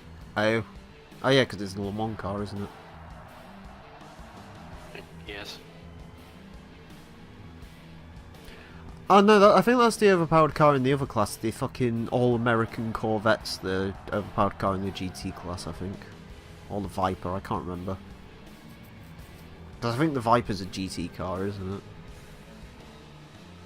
And not GTS. Still have no idea what the difference between GT and GTS is in this game, but there you go. Hey Zonda, how you doing? How the fuck are you doing? And by how the fuck are you doing, it's like, can you please get the fuck back behind me? I enjoyed our time when you was behind me.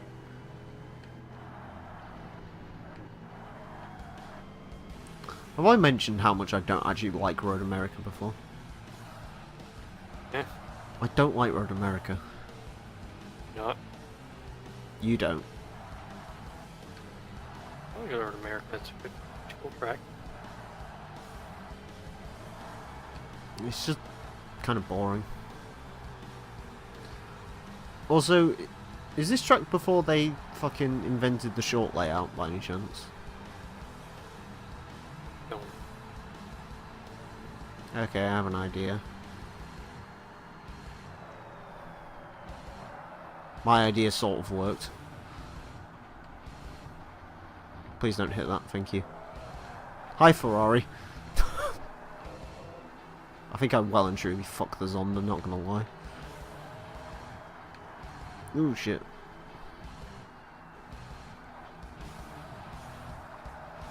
Yeah, if you want some advice, the CLK isn't bad. However, don't ever downshift before you're supposed to, because oh my god, this car is not happy when you downshift. Mm. I can hear that fucking Ferrari. It's insane. There you go, go for the fucking front. I knew he was gonna fucking do that. I fucking knew it. And now he's fucking drove into a tyre wall adjacent. Nice. Fucking class act. G fucking G. Hey, speaking of Corvette. It's behind me.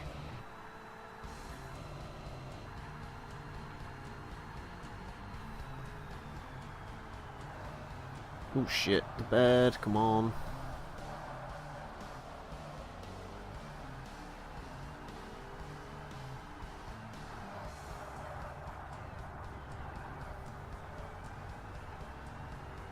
Do you know what the worst bit is? Remember RKD told me that he liked his Mark IV Golf? And he thought it was a great car. I'm sure he doesn't say that about it anymore.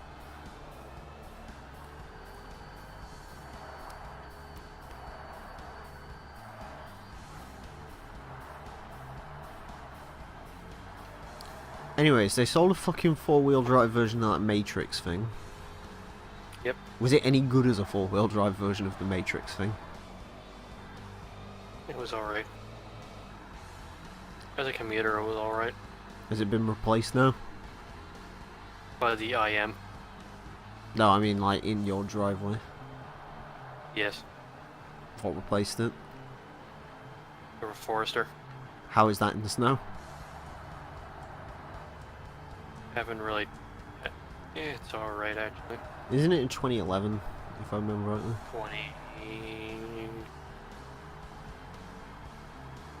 No, I think... No, the Forester is a 2014, the Matrix was a 2015.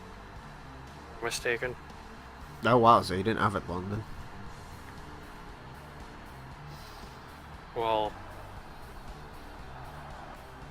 our Matrix was bought from new and we had it for like 2 years and she bought the Forester. No, I'm taking the Forester's used. Mm-hmm. I take it that, so if it's 2014, that's when the Forester became big, isn't it? It became big after like the Hawkeye. No, it was yeah, I guess so. Because it got the same face as the Impreza hatch had, didn't it? Yeah, somewhere around the Legacy and the Outback. Somewhere around. Yeah. Because we had like 2000. Actually checked when they switched to the SUV phase. Because the 2014's got the box face, hasn't it? As I call it. Or like the more boxy face that takes on the new Imprezas, right? The one that doesn't actually look too bad.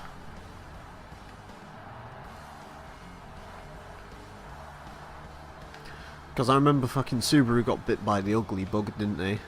Between like 2008 and 2012, they all just went hideous for some reason. Yeah, 2008 they went to the SUV. Because I remember I saw one the other day, fucking 2012 Outback. Holy shit, those things are ugly. Because they've got like them weird headlights that look like they've been pinned back.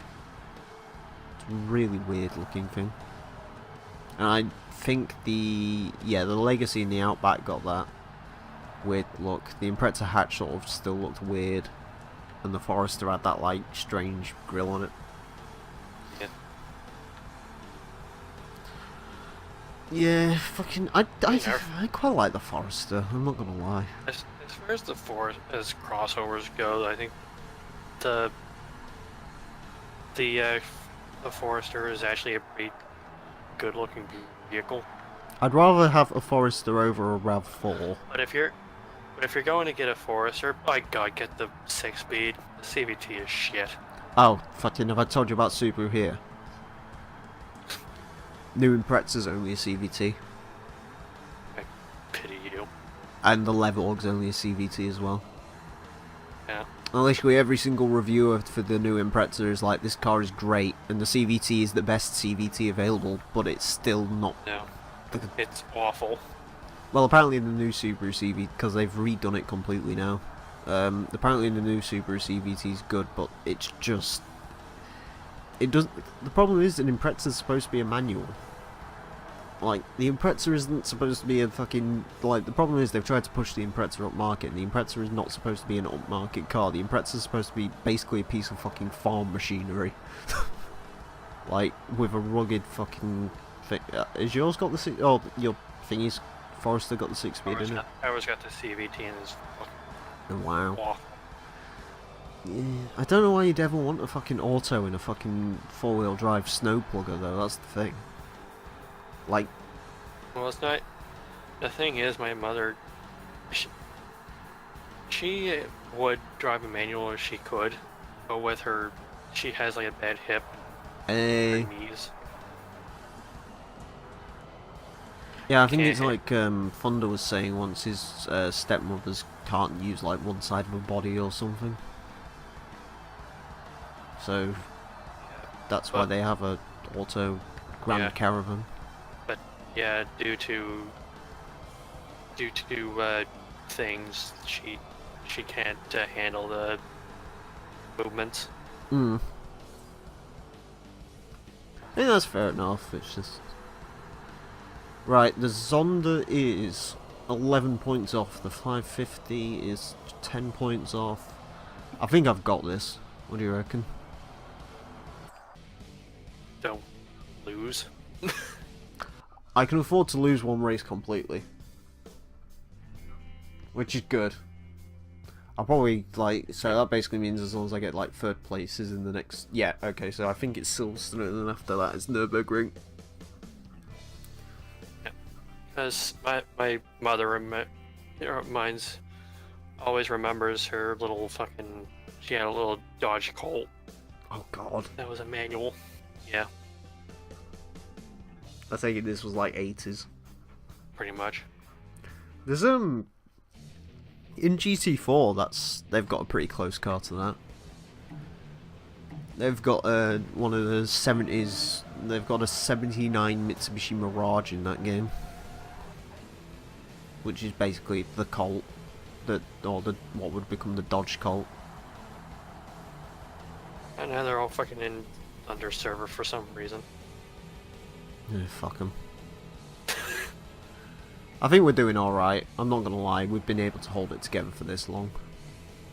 There's only 2 more races to go. We're having a good conversation here anyway, about Subarus and Dodge Colts. Yeah.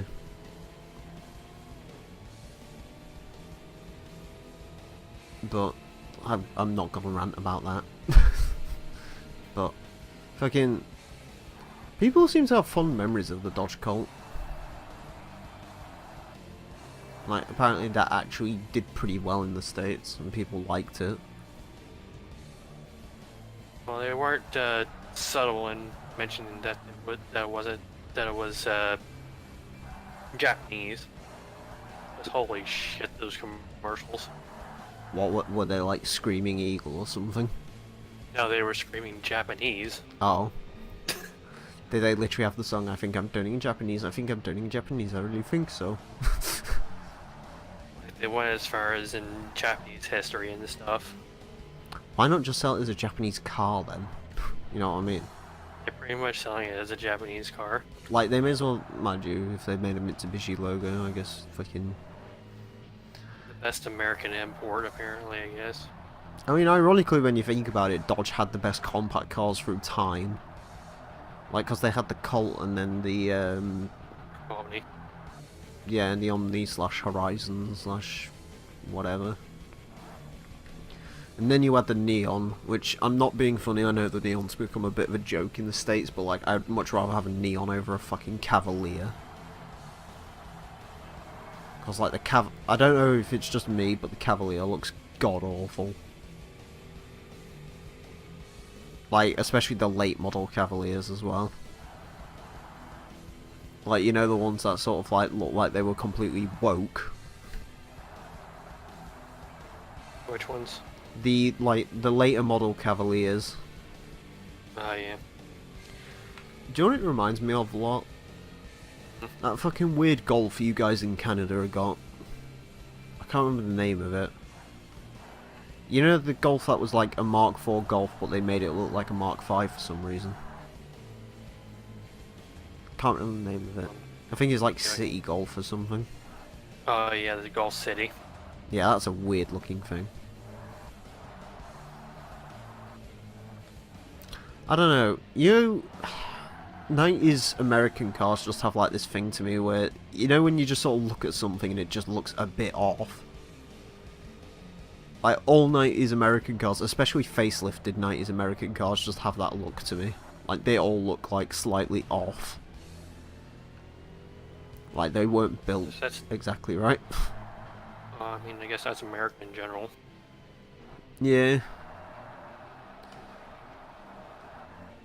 I mean, like, some cars look solid. Like, the Impalas look kind of solid enough. But...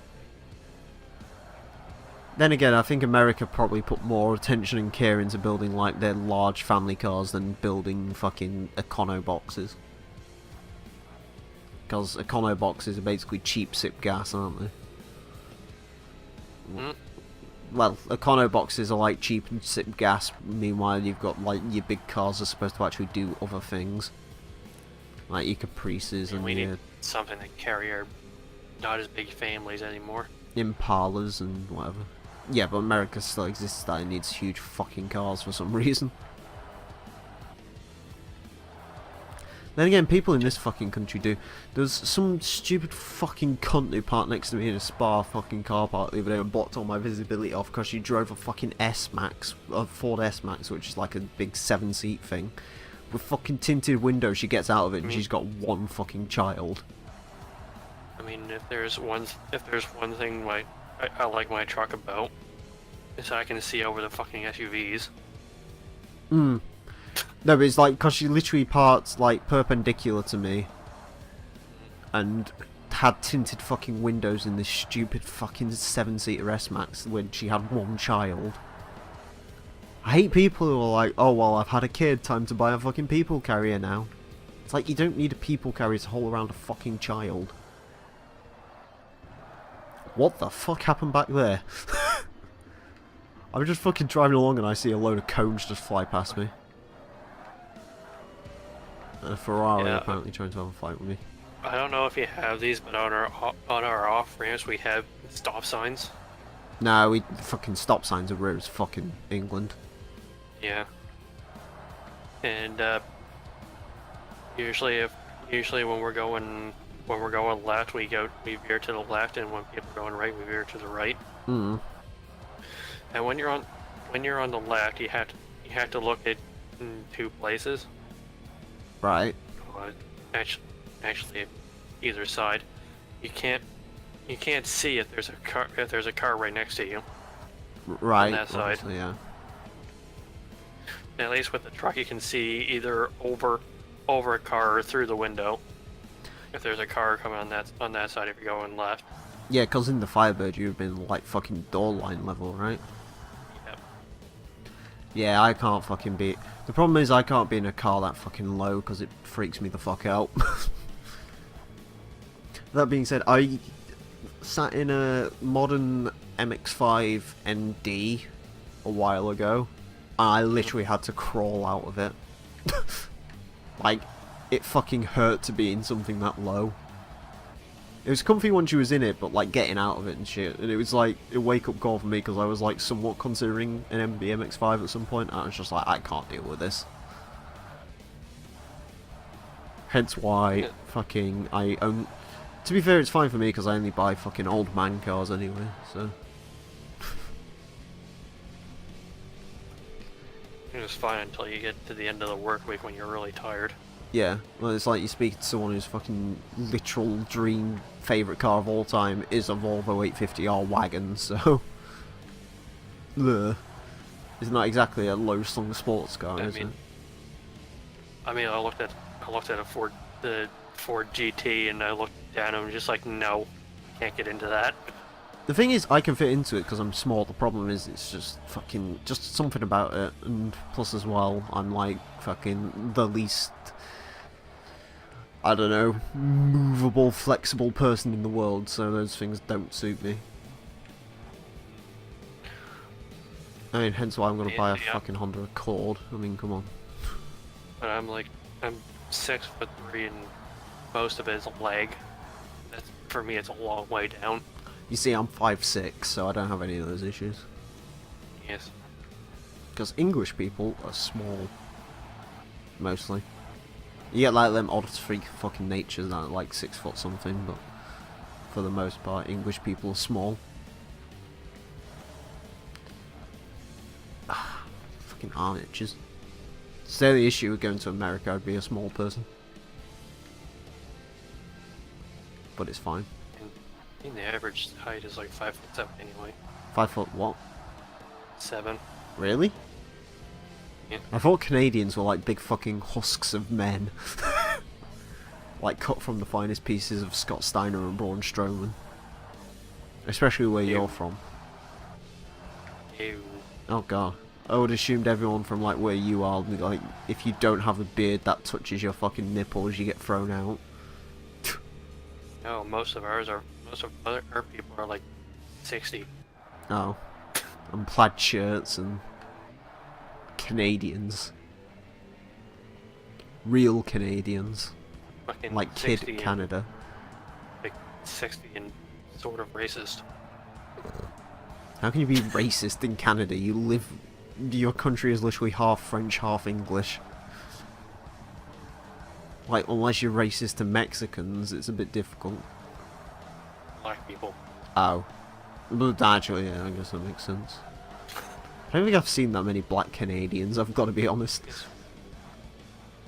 I'm assuming they do exist. History lesson, our province was one of the last provinces to abolish slavery. Oh. When did they abolish slavery? 1833. Hmm. Interesting. About 30 years before the Americans did. Yeah, but fucking... Yeah. I mean, we basically started slavery, I think, so I can't really say anything. We brought a lot of things to the world. Most bad. Including the Rover SD1. You know, I think it really goes slavery, dictatorship, Rover SD1. Well, I mean, it kind of goes hand in hand. You brought the over SD1 and we gave the Buick. The thing is, the Buick V8 was the good thing about that car. It's just everything else around the Buick V8 was the bad thing. I think they were still using... Okay, the Zonda's dead. Holy shit, the Zonda is dead. Well, who cares that? Holy shit, that Zonda fucking flew and died. But, they were using the Rover V8 until recently. Can't remember the last thing it was in. I think the last thing it was in was like, I think, you know, Game was used to have a 03 Discovery. That had a fucking, that had the TVR engine, but that also had a 4-litre engine, which I think was like a Buick relative. Because I think the Rover V8s went up to 5 litres at the end. Hell, there might be some cars that are still roaming around with derivatives of the Rover V8. Or Buick V8, I should say. It is quite weird when you think about it, really, isn't it? That the Buick would just sign off the rights to one of their random V8s and Britain would be like, hey, that's better than anything we can think of. Let's use it in everything.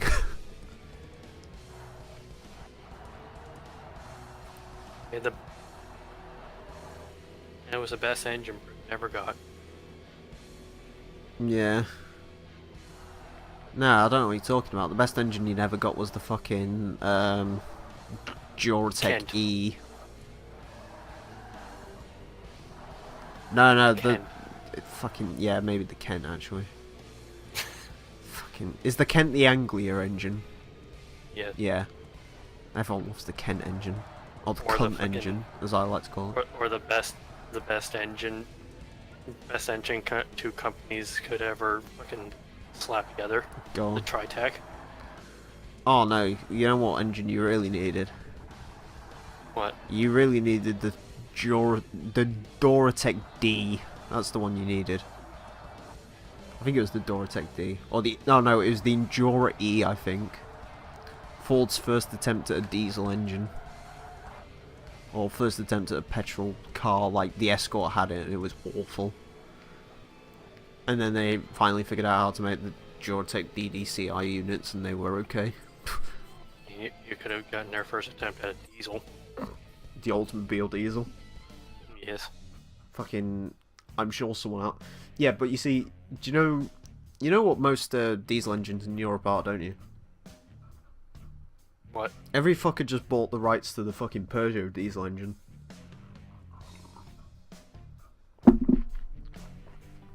Everything, like the Austin the Austin Montegos, Maestros, and everything used Peugeot diesel units because Peugeot were the first people to figure out how to actually make a diesel engine. Like, Peugeot for a while were built the best diesel engines in the world. So naturally these days they buy Ford's diesel engines and use those. Like, it is pretty crazy when you actually look at it. Like, literally every single family car, like, you know, every single diesel family car here, like, so your Focuses, your Peugeot 308s, your Citroen C4s, they all use exactly the same diesel engine. Because Ford did a unit, and naturally Ford gave that engine to Mazda and Volvo, as well as giving it to, like, pretty much all of the PSA group as well. So, like, everyone has it. I think the only people who, like, make unique diesel engines here are, like, Fiat in family cars. And even then, fucking everyone else just stole Fiat's diesel engines. Like, multi-jets, and because the multi-jet engines Fiat made were actually pretty good. So they were in they were in Fiats, Alfa Romeos, they were in Suzukis as well.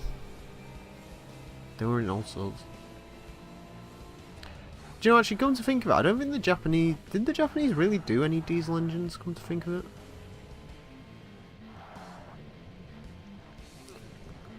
Like, the only one I can think of off the top of my head is the Subaru Boxer diesel. Because that was a thing they did, which apparently was awful. Or, like, it was a really good engine, it just sort of didn't really work. Because Subaru decided to do a fucking Oldsmobile. They just went up to one of the 2-litre petrols and were like, hey, we can make this into a diesel. They probably did ours, same thing as ours, like Oldsmobile diesel, and they never made a diesel for car ever again. No, they haven't. I think they've stuck with the same engine. I think they only offer the diesel now just because fucking people who buy fucking estate cars and... As far as I know, the only diesel passenger vehicle that we have that is not even American is the fucking C-Max. The C-Max is a diesel over there? I don't know if it's a diesel or not. I know it's a hybrid. I mean, they offer them with diesels here, obviously. And it's the same fucking 1.6 cutty-cutter Ford engine as I was talking about. Diesels are sort of... The problem with diesel, though, is it's just, like, fading into complete obsoleteness now, isn't it? I mean, except for the trucks here. Because big torque. Yeah, but, like, fucking... Because they're on about banning some diesel cars from city centres here. The problem is just petrol engines are cleaner. And better. It's like... And everyone's pushing for fucking electric cars. It's like, electric cars aren't going to be a thing. In 15 years' time, we're probably going to have a lot more turbo petrol cars. Probably a lot more hybrids, but fucking, like, actual proper EVs, they probably won't have much in the way of market share. I like Mazda's idea, because they're doing the Sky Active thing, aren't they? If I remember rightly. Because they call literally every engine they've ever made a Sky Active at this point. Where they... Isn't it like a pistonless petrol engine or something they're doing? It's weird. No idea what they're doing. But yeah. I do think for now, like, fucking petrol cars are still the way it's going. Pistonless petrol engine, they did that before. It's called the rotary. Yeah. Although I think it's like the rotary bit with less triangles. Because triangles don't equate to fuel economy.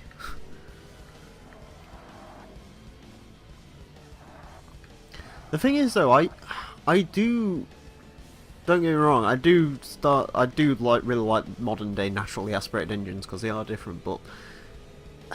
Like, the EcoBoosts and stuff are a good idea. Like, I know it's not that much of a fucking figure anymore, but like, 1 litre 125 horsepower turbo petrols, they make sense. They do make sense. Like, fucking Honda's... I think they're still offering a diesel Civic, but I think Honda's pretty much done with diesel now. Like, they actually, you know the new Civic? They offered a 1 litre turbo petrol that basically they said to everyone, right, like, if you've got a diesel car, come, you know, give this one a go. Because it only revs like 5 grand. And it's like, literally drives exactly like a diesel motor, but it's a petrol motor. It's quite cool. But, yeah, I think hybrids are way off.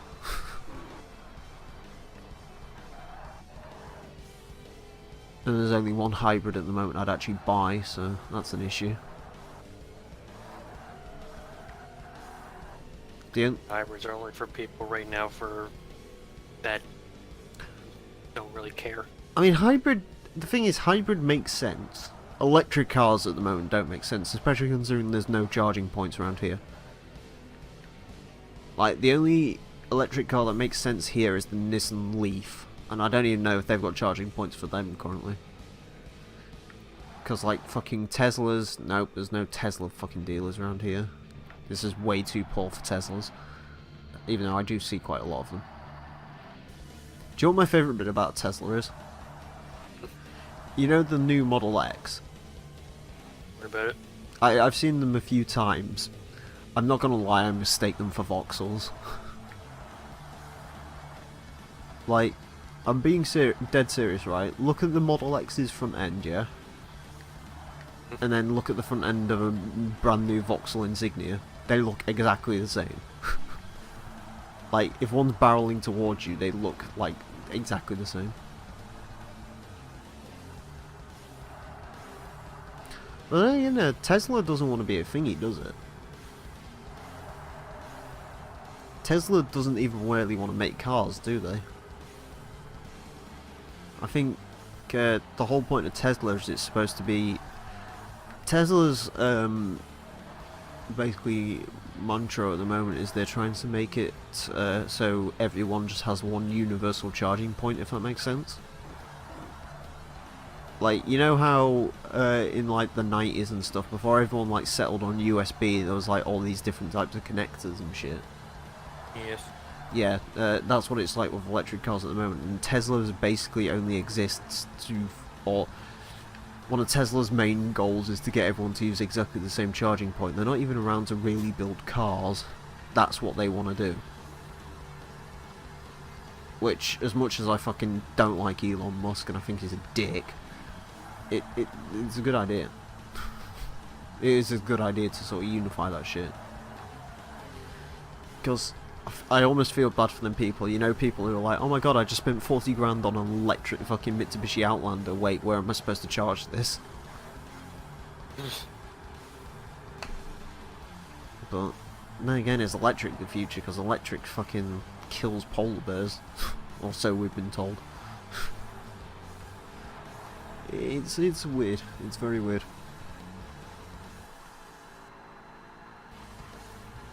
Did you hear what fucking Volvo came out and said? We're getting rid of the fucking gas engines and replacing them with these. No, not that. They've said this particular the petrol engines that they've got now. This is like the last they're gonna like they're still gonna develop this model, but this is the final engine family they're making. Oh, okay. And everyone's like, oh my god, this is terrible. Do you know when that engine family was bought out? What? 2013. And you know how long engine families stick around for? Well, if you're Chrysler, about 10,000 years. Yeah, exactly. I'm assuming Volvo's the same. Fucking everyone's fretting. Fucking Volvo's gonna have to make They can say all they want, well, we're gonna make EVs up until this point. At the end of the day, if they are allowed to backtrack on their words. Fucking, have you seen how much the auto industry lies to people? It's like fucking England saying they're gonna ban fucking petrol cars by 2040. Are they, fuck? It's like, come take my fucking car off me, I'll stab you in the dick. It isn't fucking happening. I ain't driving a fucking electric piece of shit. Unless you bring out an electric car that's interesting and doesn't look like a pile of dog shit. You know what I mean? But bro, the Nissan Leaf Nismo. I actually lie, okay? There's two electric cars that interest me currently, right? The Honda CRZ and those hybrid Volvos that are twin charged. Because I'm a big fan of twin charging. And having a 400 horsepower 2 litre 4-cylinder kind of appeals to me. Right? Shit, did I just turn this off? Nope. Oops. Turn that off. Anyways. Like, the 2 litre 4-cylinder that makes 414 horsepower. I don't know about you, but that sounds kind of fun to me. Like, I don't know. See what I mean, Scotian? Just give me one of them fucking Zenvos. Well, yeah, they're fucking twin charged. There's certainly no fucking electric in them bastards. I don't even know if Zenvo's still a company anymore. Can I be perfectly honest? I do really like the Zenvo ST1. Just because of how mental it is. Fucking, let's make a fucking twin charged manual gearbox supercar in 2013. Brilliant. I wouldn't buy one. I'd much rather have a Koenigsegg for 800 grand, but they are really cool. I would have a Jira as well. Yeah, I mean, how could you not want an Jira? Fuck off. Have you seen the Jira? It's sexual. The Jira is a fucking beautiful car. I mean, hell, the Regera is pretty cool as well. It's not particularly good looking, but the Regera is cool.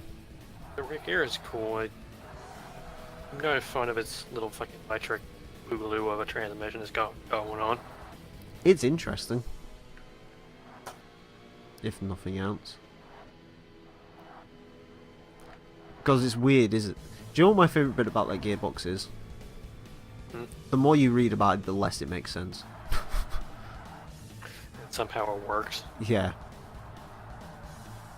Basically, fucking Kristen von Space Magic should have just come out and said, listen, it's magic. And that, because I think he said, like, it has, what did he say? It has infinite gearing, or something like that, but it only has one gear. It's like, what? That's how you describe CVTs as well. So yeah, but the Regera does not have a CVT. Like, that thing is, I don't know what the fuck it has.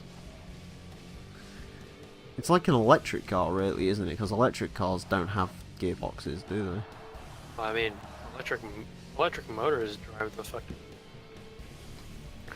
the wheels. Yeah, so they don't technically have a gearbox. But let's put it this way, like, in Forza, a fucking Tesla works the same as a Regera, i.e. you start in gear 1 and move. But it's a cool idea though, as I said. It's interesting.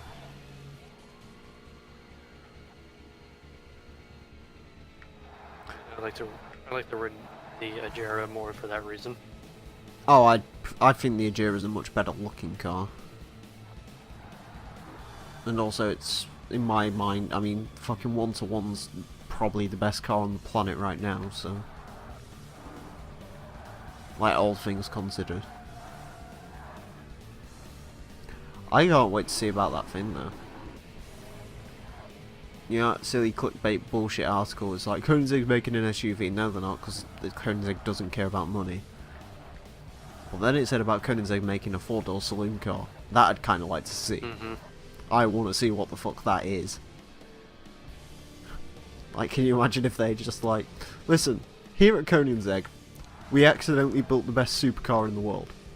Then we accidentally built the world's first mega car. So today, we're proudly presenting the world's first accidental super saloon. And it's like, a BMW M5 has 600 horsepower. We at Koenigsegg have decided to put 40... we at Koenigsegg decided 1600 horsepower is suitable. It's powered by a fucking 1-speed magic transmission and has about, I don't fucking know what. Koenigseggs are V8s, aren't they usually? Yep. Yeah.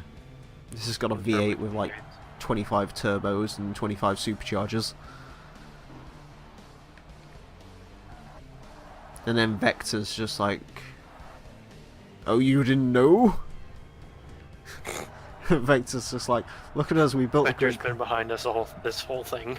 Christian von Koenigsegg rips off his mask to reveal he is the Vector Man.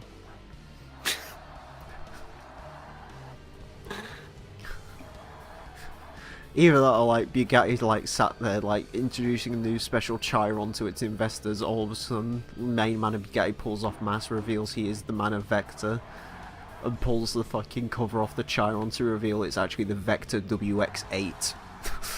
Finally, the 2,000 horsepower supercar. That'd be great. Fucking, we need Vector again, man. Mind you, is Vector 2 80s to exist today? That's the question.